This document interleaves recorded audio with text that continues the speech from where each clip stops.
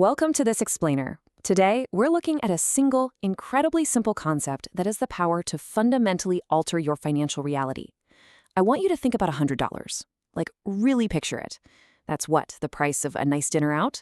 Maybe a decent pair of sneakers, or just a tank and a half of gas. We spend it all the time without a second thought. But what if I told you that this exact same $100, if you just treat it a little differently, holds this incredible, almost hypnotic potential? So let's dive right into it. Imagine taking that $100, just that one dinner out, and dedicating it every single month to a relentless, unstopping 30-year habit. Now, to be clear, I'm not talking about chasing crypto miracles or finding some genius stock pick that nobody else knows about. No lottery tickets here. We're looking purely at what happens when you combine ordinary, everyday consistency with an extraordinary amount of time. $226,000. Wow, I really want that number to sink in for a second, because by simply refusing to quit on that $100 monthly habit, time and consistency can generate more wealth than the total value of many people's actual homes. It literally sounds too good to be true, doesn't it? But honestly, it's just math. Let's break down exactly how you get there. Chapter 1, the rules of the game. Before we embark on this 30-year journey, we've got to establish the parameters. Real wealth is almost never built with extreme complexity. It's built on foundations that are delightfully simple. So, rule 1, invest $100 every single month. Rule 2, put it into a diversified portfolio. Think like an index fund tracking the broader stock market, which historically averages about a 10% annual return. You know, markets like the S&P 500. Some years are going to be up 25%, others might drop 30%, but that 10%, that's the long-term average. And finally, rule 3. Wait 30 years. No interruptions, no withdrawals, no panic. The absolutely only true enemy in this game is you 6 months from now deciding you just want to quit. Chapter 2, the invisible phase. And that brings us to our first real emotional trial. Let's slow down for a second here, because we are entering what is probably the hardest part of the entire journey. It's the phase where almost everyone gives up simply because the start of the compound interest curve is just agonizingly slow. In month 1, you invest $100 and your account shows, well, about $100. Totally unimpressive. By month 6, you've diligently put in $600 and the market has moved a little bit. Your estimated value is $615.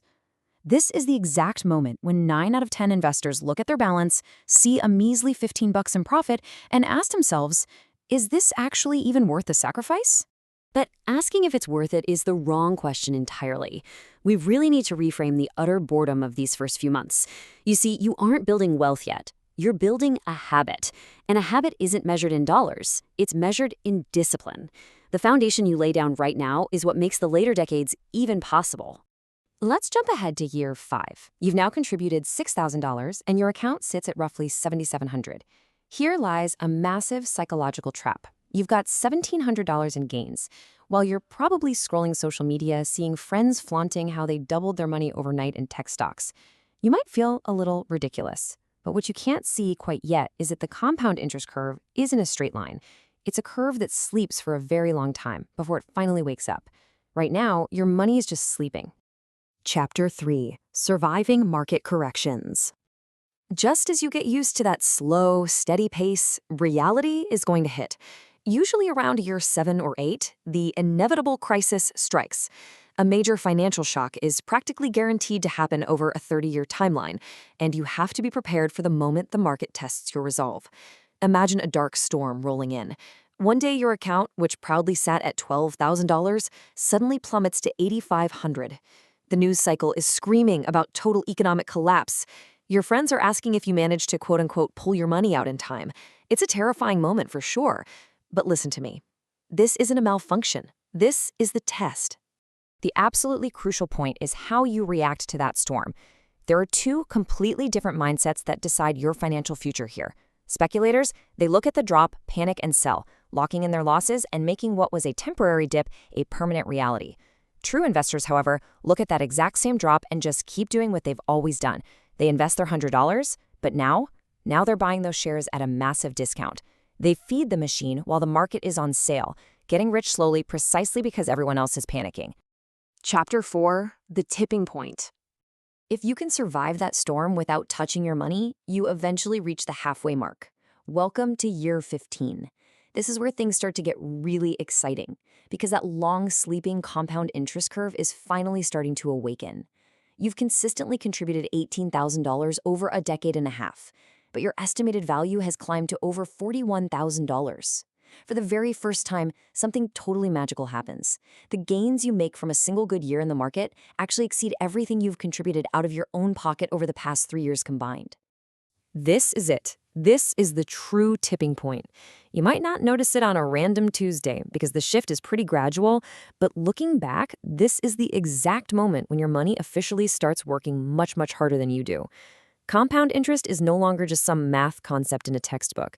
It's a very tangible reality showing up on your monthly statement. Chapter 5, The Compound Explosion. From here, the pace entirely changes. As we enter the final stretch, that invisible acceleration you've been nurturing becomes incredibly obvious. By year 25, a $30,000 contribution has ballooned to over $132,000. And as we head straight into year 30, the results are just explosive. $36,000 of your own money, deposited $100 at a time, month after month, year after year, morphs into roughly $226,000.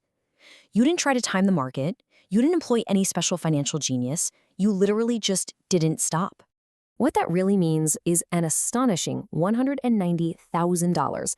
That is the pure compound interest handed back to you by the market. Your money went out, did all the heavy lifting, and brought back more than 5 times your original contribution. Guys, this isn't magic. It's just arithmetic. But it's arithmetic that 95% of people will never, ever benefit from simply because they lack the extreme patience required to let the math work. They quit in month 6 or they panic in year 8, but you let the curve do its job. Chapter 6, The Ultimate Reward. As we wrap up this explainer, I want to talk about something that goes far, far beyond the numbers.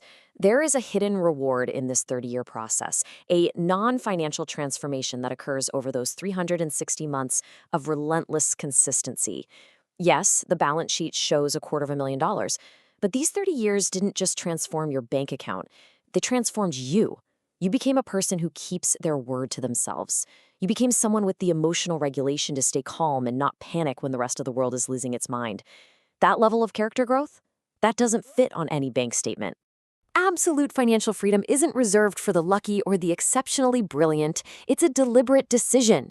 It's a boring, everyday action repeated 12 times a year for 360 months. It is the absolute mastery of the mundane.